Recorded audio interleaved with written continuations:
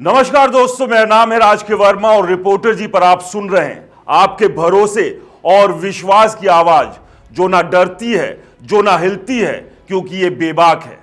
आज हम बात करेंगे एक ऐसे सपने की जो कभी हिंदुस्तान के मिडिल क्लास का सबसे बड़ा ख्वाब हुआ करता था। एक घर, चार दीवारें, एक छत और थोड़ी सी सुकून की उम्मीद। लेकिन आज वही सपना कुछ बड़े बड़े कारोबारियों के लिए कब्रिस्तान बन गया है।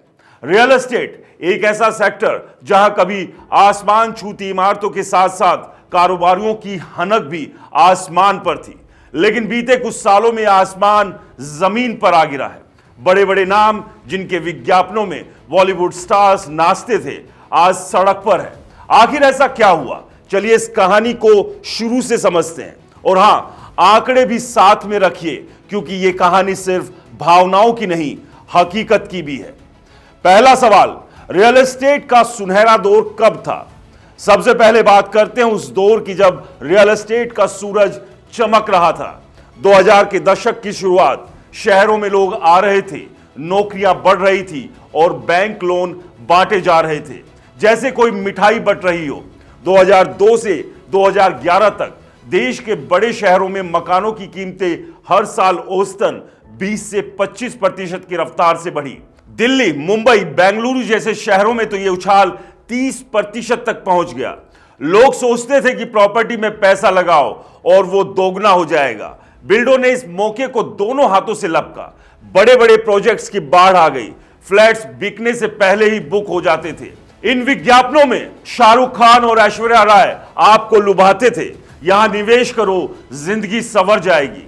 लेकिन यह सपना खरीदारों का नहीं, बिल्डरों का भी था।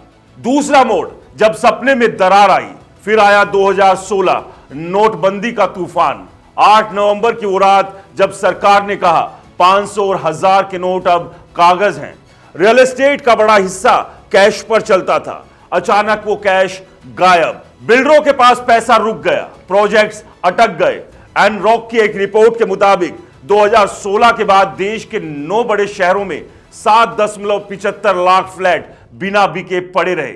यह आंकड़ा दिसंबर 2019 तक का है। सोचिए, 7.75 लाख। अगर एक घर में 4 लोग भी रहें तो करीब 31 लाख लोगों के सपने अधूरे पड़े थे। लेकिन यह सिर्फ खरीदारों की कहानी नहीं थी, बिल्डर भी इस तूफान में फंस गए। उसी साल रेरा भी लागू हुआ, नियम सख्त हुए। अब हर प्रोजेक्ट को रजिस्टर करना जरूरी था।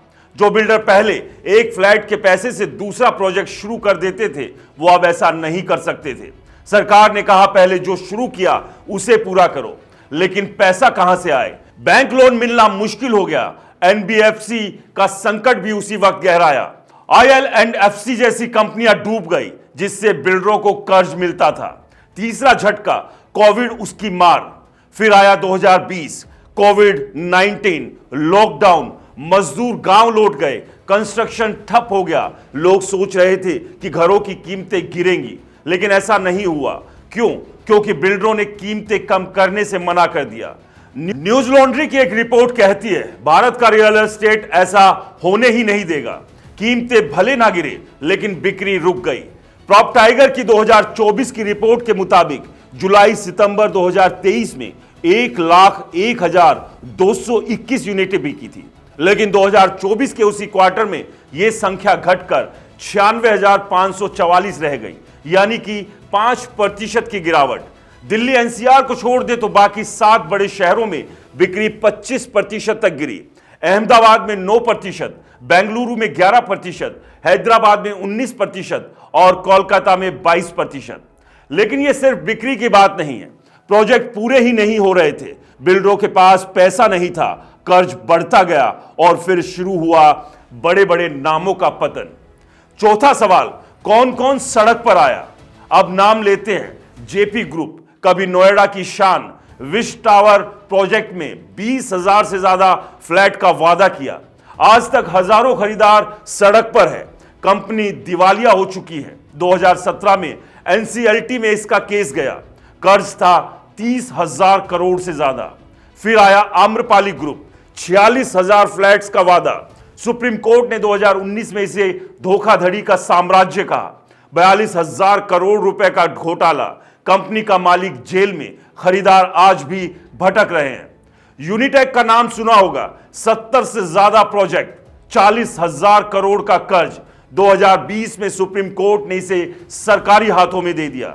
यह वो कंपनी थी जो कभी देश की टॉप 5 रियल एस्टेट कंपनियों में शुमार थी। और हां, सुपरटेक भी पीछे नहीं रहा। 2022 में इसका दिवालिया होना तय हुआ। नोएडा में इसके ट्विन टावर ढाए गए। कर्ज था 3,000 करोड़ रुपए से ज्यादा। ये बड़े नाम थे, लेकिन छोटे मोटे बिल्डरों की भी कमर टूट गई। मुंबई के दादर में 500 परिवारों का केस याद है। 2016 में नवभारत टाइम्स ने खबर छापी थी। रीडेवलपमेंट के नाम पर घर लिए गए, बिल्डर ने किराया देना बंद किया, प्रोजेक्ट्स रुका। आज वो परिवार सड़क पर है। पांचवा सवाल, ऐसा क्यों हुआ? अब सवाल यह है, आखिर ऐसा क्यों हुआ? पहली वजह, लालच। बिल्डरों ने जरूरत से ज्यादा प्रोजेक्ट शुरू किए, एक का पैसा दूसरे में डाला। जब एक अटका तो सारा ढांचा ढह गया। दूसरी वजह, नियमों की कमी। रेरा से पहले कोई सख्त कानून नहीं था। तीसरी वजह, अर्थव्यवस्था, नोटबंदी, जीएसटी, एनबीएफसी, संकट और कोविड ने मिलकर ऐसा झटका मारा कि उबरना मुश्किल हो गया। चौथी वजह, कीमतें। एनरॉक की रिपोर्ट कहती है कि 2010 से 2019 तक मकानों की कीमत हर साल 12.1% बढ़ी, लेकिन आम आदमी की कमाई उतनी नहीं बढ़ी। नतीजा, मकान बिके नहीं। आखिरी सवाल, आगे क्या? तो अब आगे क्या?